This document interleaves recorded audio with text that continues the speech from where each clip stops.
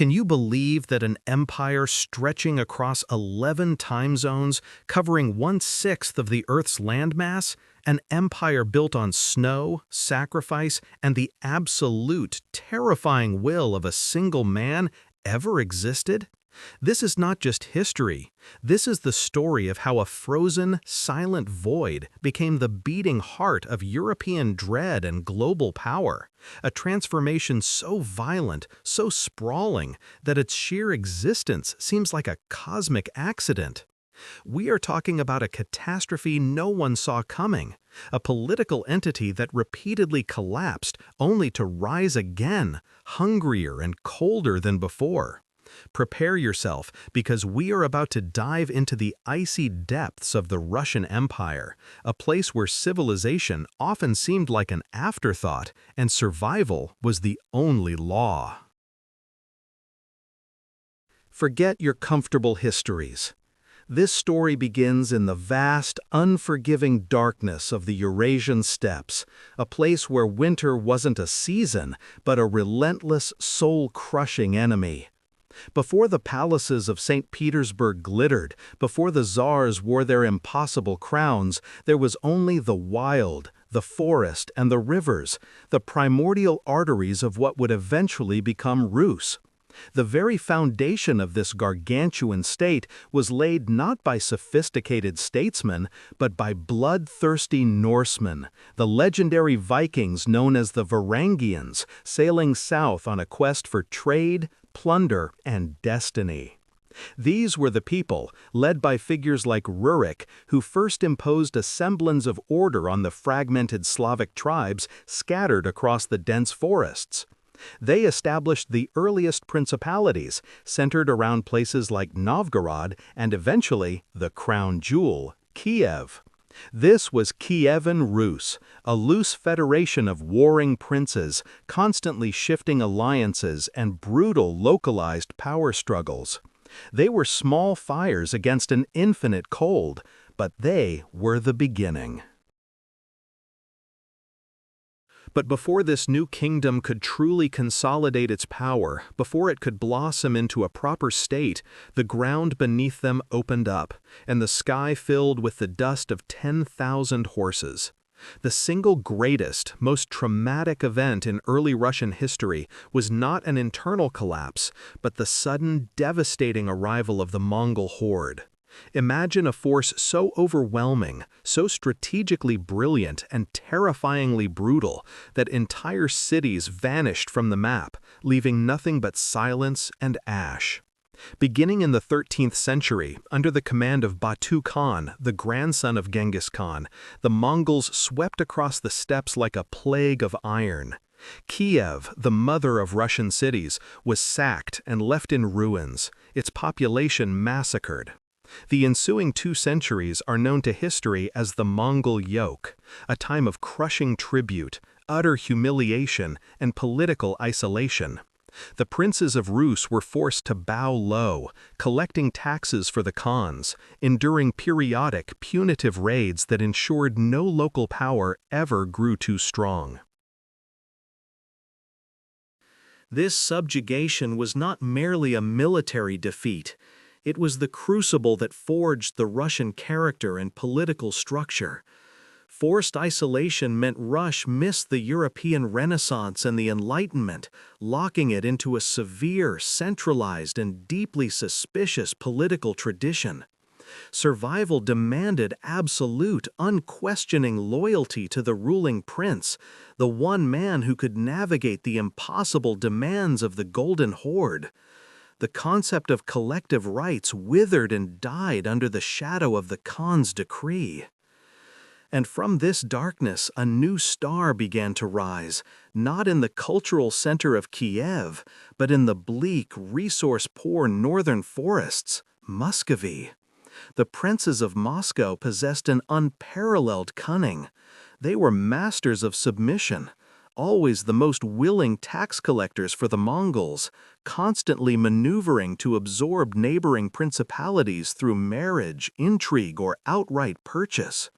While other princes fought the Khans openly and were crushed, Moscow played the long game, patiently accumulating land and power under the guise of servitude. It was Ivan III, later known as Ivan the Great, who finally felt the tectonic plates shifting beneath him. By the late 15th century, the Golden Horde had fractured, weakened by internal disputes and distance. In 1480, Ivan made his stand, famously facing the remnants of the Khan's army across the Ogro River. There was no grand battle, only a long, tense standoff. The Khans, seeing Ivan's consolidated strength and their own dwindling resources, simply retreated. The yoke was broken, not with a bang, but with a terrifying silence. The silence of the snow was indeed shattered.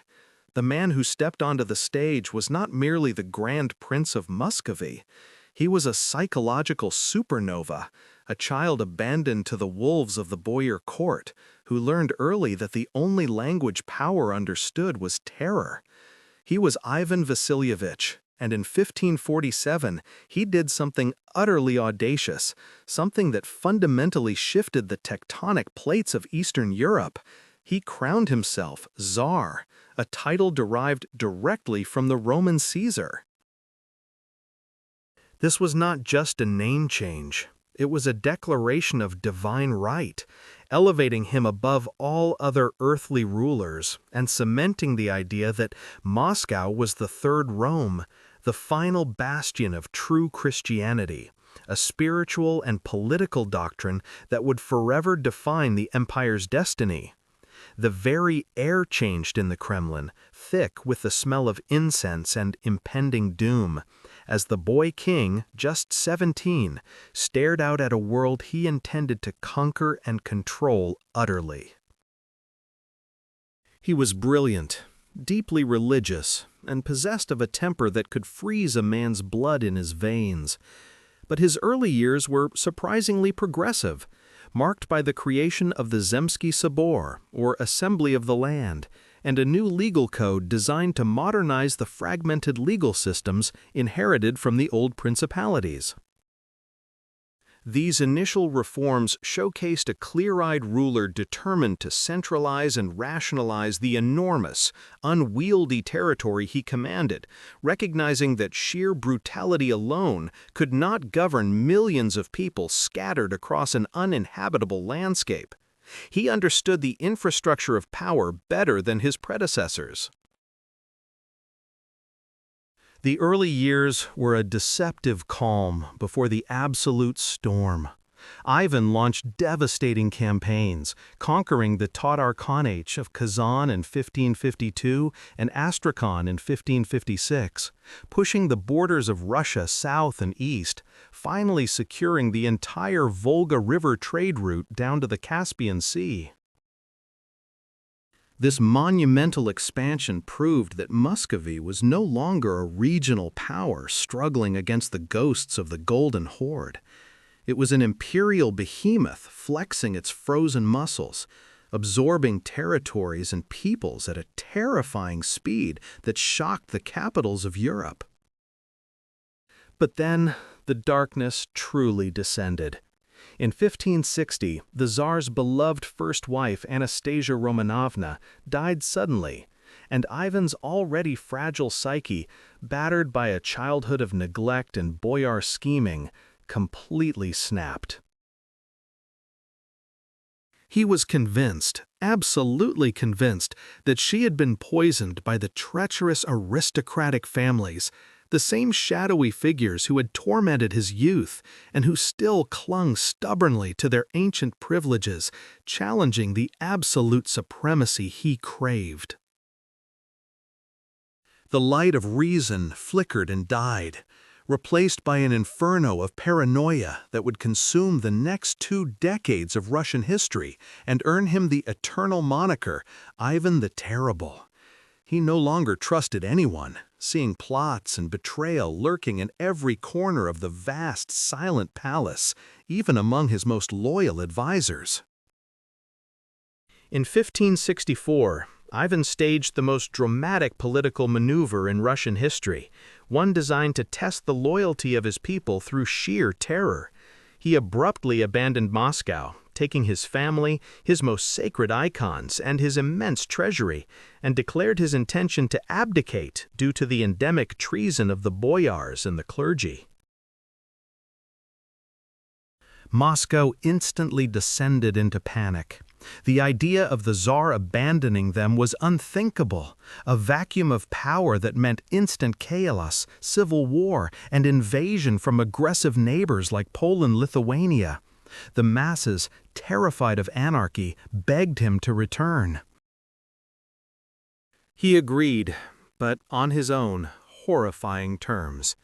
He demanded the absolute, unchecked power to execute any traitor, confiscate their property without trial, and establish his own private kingdom within the state, the Oprichnina. This was a land carved out of Russia, encompassing the most strategically and economically vital regions, governed only by Ivan and his private army, the Oprichniki, who were perhaps the most feared secret police force the world had yet seen. Dressed in terrifying black robes, riding black horses, the Oprichniki were identifiable by the chilling insignia attached to their saddles, a dog's head symbolizing their readiness to sniff out treason, and a broom signifying their readiness to sweep it clean from Holy Russia. They were the Tsar's instrument of divine, merciless purification. The sheer scale of the atrocity was staggering, shattering the economic and spiritual backbone of one of Russia's oldest centers, removing a rival power base forever. While Ivan claimed his actions were divinely ordained, the real consequence was the near collapse of the Russian economy, as the terrified populace abandoned their lands, fleeing the constant threat of the Oprichniki's midnight raids. This campaign of terror, while successfully consolidating the Tsar's absolute power, nearly destroyed the very state he was trying to build, leaving behind a legacy of profound instability and economic devastation that historians recognize as the seed of the future crisis. He had not only killed his child, but he had imperiled the entire dynasty, removing the one competent successor and leaving the throne to his simple-minded younger son. When Ivan the Terrible died in 1584, the realm he left behind was a volatile mixture of fear, religious fervor, and exhaustion, ruled only by the principle of absolute, unquestioned power. His successor, Fyodor I, was pious but mentally weak, described by many contemporaries as unfit to rule, a mere puppet whose gentle, simple nature contrasted starkly with his father's demonic energy and political brilliance. The stage was set not for continued empire building, but for collapse.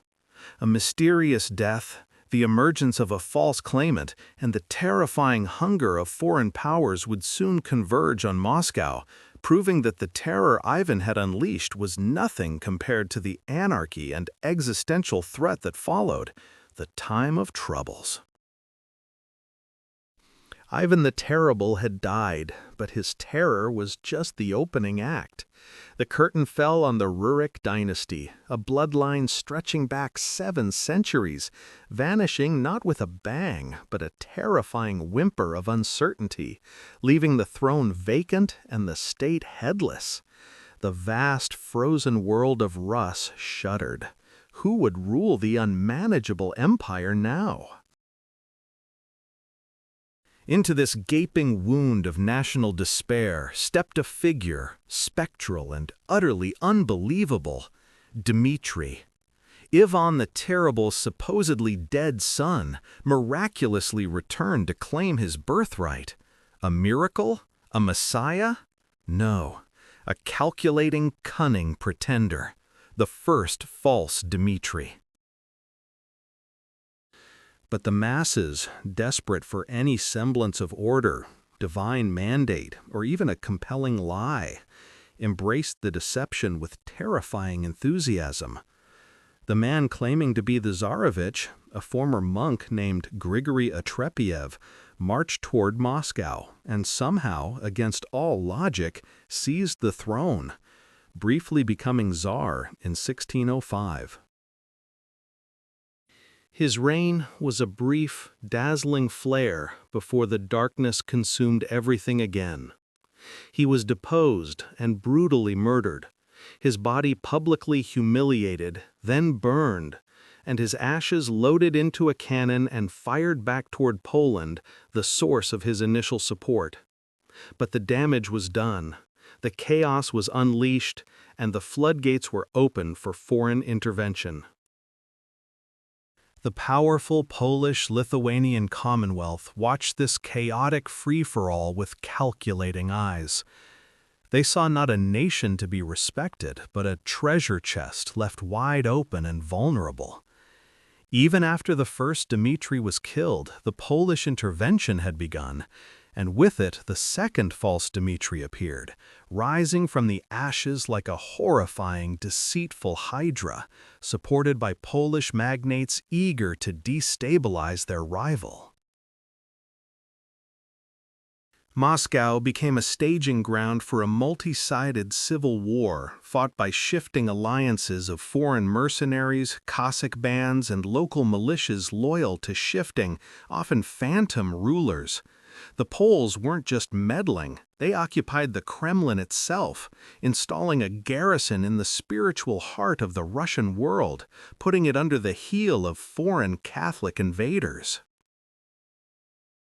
Imagine the profound, terrifying silence in the Red Square, broken only by the cold, clanking armor of Polish hussars staring out over a starving, betrayed population. This was the abyss. Russia had ceased to function as a sovereign state. It was merely a geographical expression of suffering, waiting to be carved up and annexed piecemeal by Sweden in the north and Poland in the west, its ancient identity hanging by the thinnest thread. But a deep, defiant spark of almost impossible national will ignited in the frozen depths of the provinces, far from the treasonous politics of Moscow. This determination did not originate with the boyars, who were busy squabbling over scraps of power, but from the ordinary people, the merchants, the clergy, and the peasants.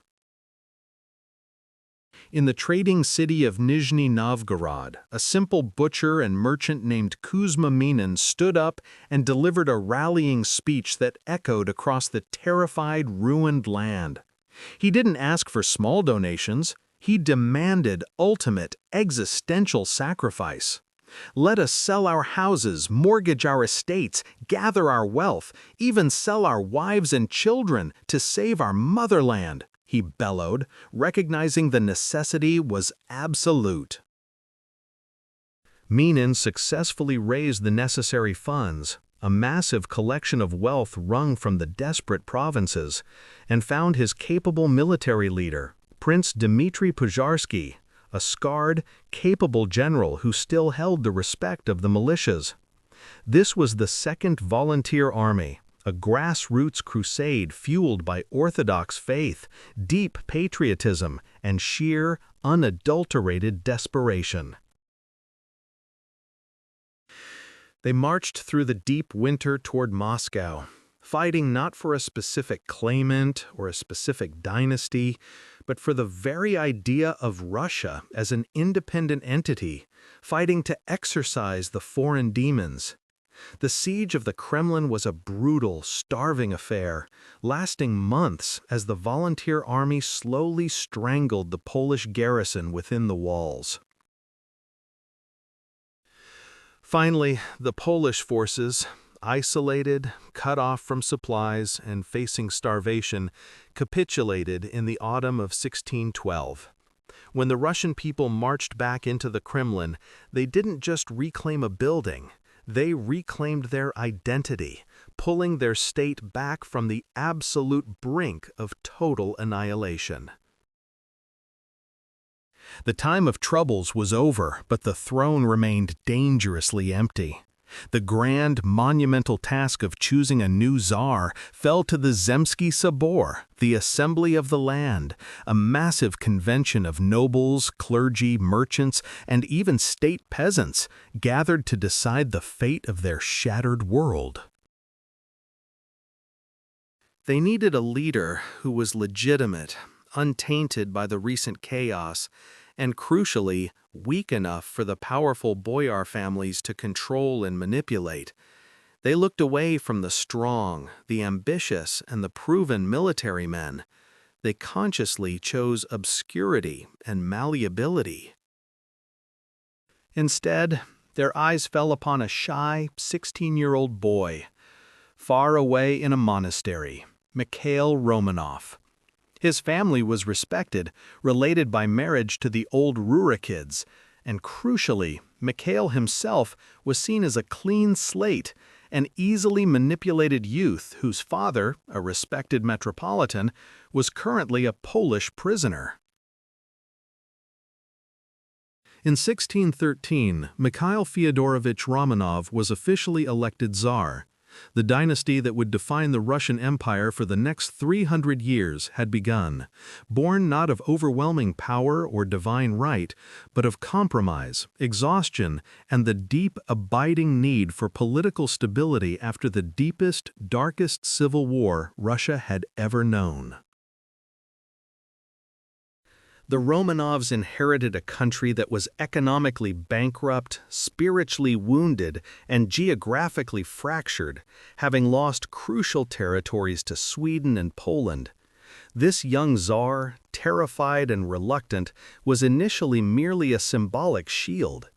The real work of building back the empire from the ash heap of the Troubles, repairing the scorched earth, reimposing autocratic control, and silencing the murmurs of dissent was a monumental task that would take generations of relentless, iron-fisted rule. They would succeed, but only by doubling down on the very things that made the Rurikids terrifying.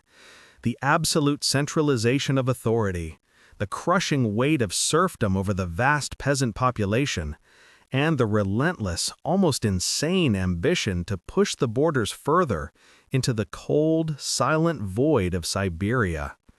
The stage was set for the next, equally brutal chapter, the Romanovs' rise to global, unstoppable empire. The Romanov Dynasty had seized the throne, not as quiet saviors, but as master architects of cold, relentless, centralized power, determined to erase the memory of the time of troubles through absolute force. Michael I, followed by his son Alexis, began the grueling, decades-long process of stitching the tattered tapestry of Muscovy back together. But every single stitch was paid for in the blood and the perpetual servitude of the peasant class. Their first great political achievement was the Soborne Ulozhenie of 1649, a terrifying legal code that cemented the chains of serfdom forever upon the Russian soil, transforming the vast majority of the population from subjects into mere state property, bound not just to the land, to the unchallengeable will of the distant czar. This wasn't just law. It was the institutionalization of hopelessness, ensuring that the engine of the colossal empire would forever run on the brute force labor of generations trapped in an economic and social ice age, with no hope of upward mobility or freedom. This absolute control over life and death was the only way the Romanovs believed they could possibly manage a territory that stretched into the silent, terrifying abyss of the Siberian expanse. They needed human machinery that could not flee. But the greatest explosion under Tsar Alexis was not geographical, it was theological. An internal seismic event that tore the spiritual foundation of the empire in two. It was the moment the ancient faith cracked, spawning a conflict that would rage for centuries, the Great Schism, or Raskol. These were not trivial adjustments to the pious masses. They were perceived as satanic defilement, the ultimate corruption of the true faith by foreign modernizing heresy that sought to undermine the purity of Holy Rus. Millions refused, clinging desperately to the ancient ways, becoming the Raskolniki, or Old Believers. They saw Nikon as the Antichrist and the Tsar who enforced his decrees as his pawn. They fled the centralized tyranny, seeking refuge in the deep, trackless forests and frozen northern wastelands, often choosing agonizing, theatrical death over ritual change. Yet, the internal spiritual war did not halt the territorial machine. The empire's inevitable expansion was met by massive popular resistance, epitomized by the legendary Cossack leader Stenka Razin, a figure whose name still evokes peasant revolt and fiery justice. Razin was more than a bandit. He was a pirate king of the Volga and Caspian Sea, a figure of myth and terror who led a vast, desperate army of peasants, runaway serfs, and disillusioned Cossacks in a fiery revolt against the boyars and the central government that had enslaved them. For 4 brutal years in the 1670s, the southern borders and the great river routes were engulfed in flames, demonstrating the sheer volcanic hatred the common people harbored for the Romanov centralization machine, a deep-seated fury that was only temporarily suppressed. Simultaneously, Russia made its most critical geopolitical move westward, a shift that would define its international conflicts for the next 300 years, the incorporation of Ukraine. After decades of brutal skirmishes and shifting alliances with the Polish-Lithuanian Commonwealth, the Treaty of Pereyaslav in 1654 brought the eastern bank of the Dnieper River and the ancient city of Kiev under Muscovite protection. This was a strategic acquisition of staggering importance, one that gave the empire access to the Black Sea routes and guaranteed 2 centuries of unrelenting, vicious war with the Commonwealth and later the Ottoman Turks. This was the moment Russia officially placed its foot firmly onto the European chessboard, moving from a regional power under the shadow of the Tartars to an aggressive modern competitor against the established empires of Warsaw and Stockholm.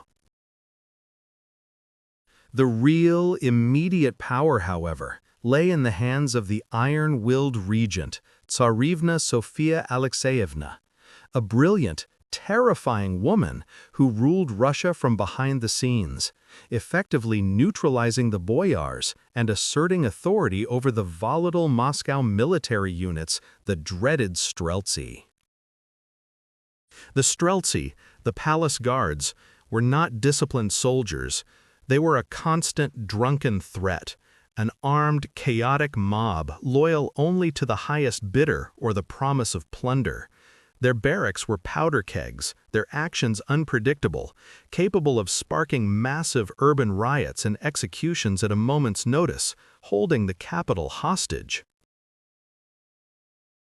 His mind was a restless engine of curiosity, fueled by shipbuilding, artillery manuals, and the radical concept that a czar should know how a cannon works rather than just how to pray.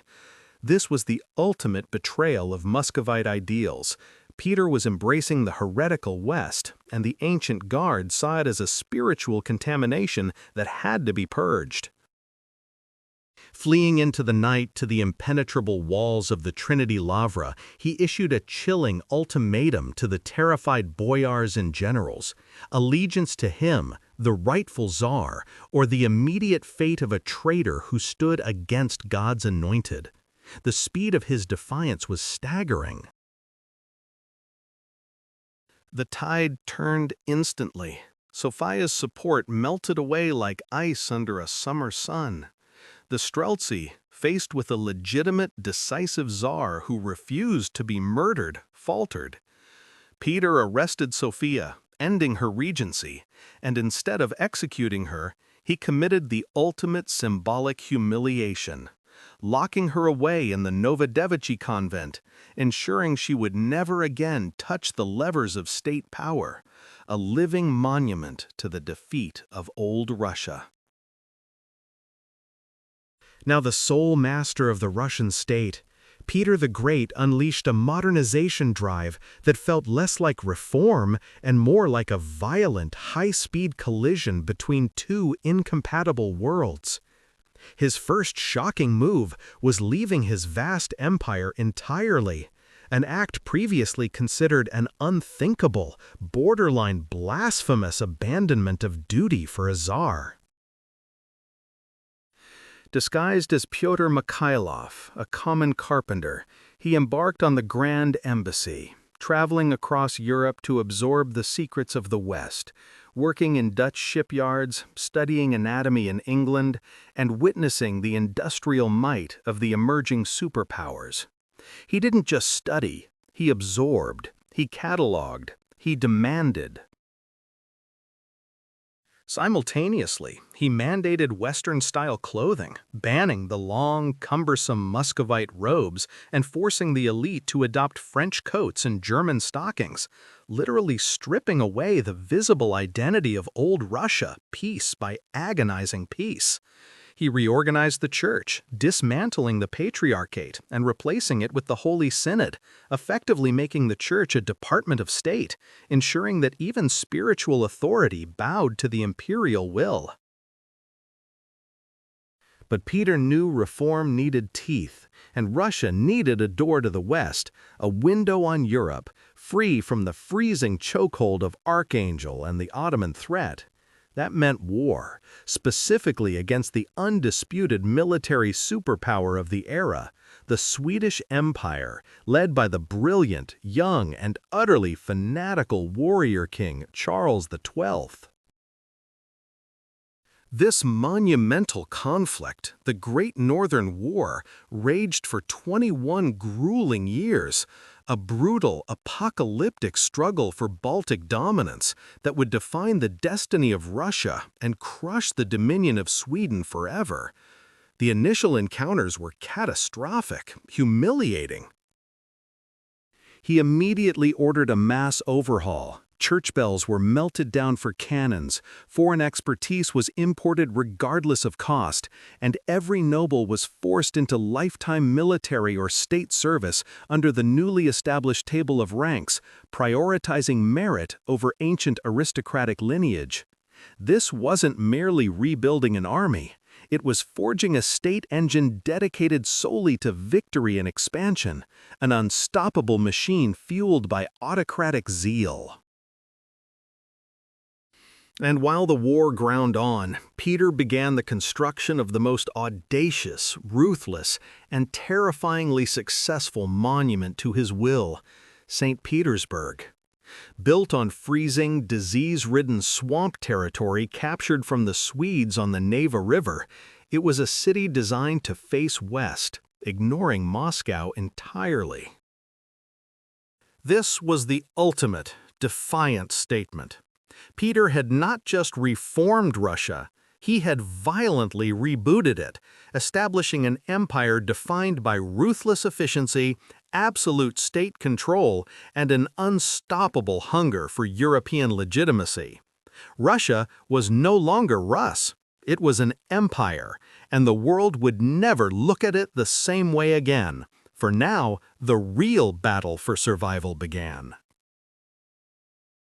The empire was vast, yes, but it was a sleeping giant wrapped in thick, coarse wool, facing east while the true power of the West, science, gunpowder, navies, was accelerating past it at terrifying speed. The Romanovs had stabilized the throne after the time of troubles, but they had not modernized the soul.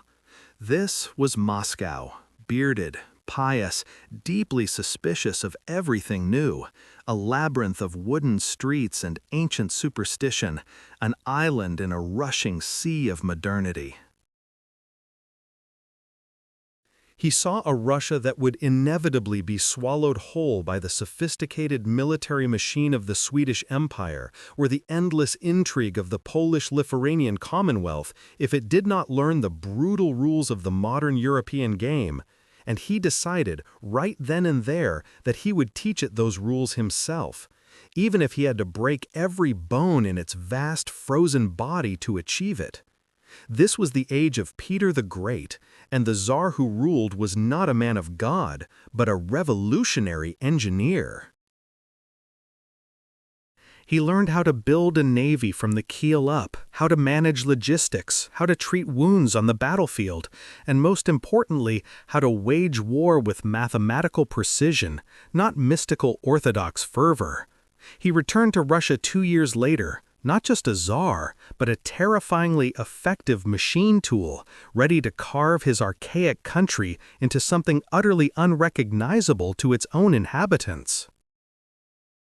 The beard, for centuries a sacred symbol of orthodox faith and manhood, was now declared an impediment to modernity, a marker of Asiatic backwardness. If they refused the razor, they paid the infamous beard tax, a financial penalty proving that the Tsar's secular will was superior to ancient sacred tradition. This was far more than vanity. It was a psychological weapon aimed directly at the stubborn, conservative soul of the old ruling class.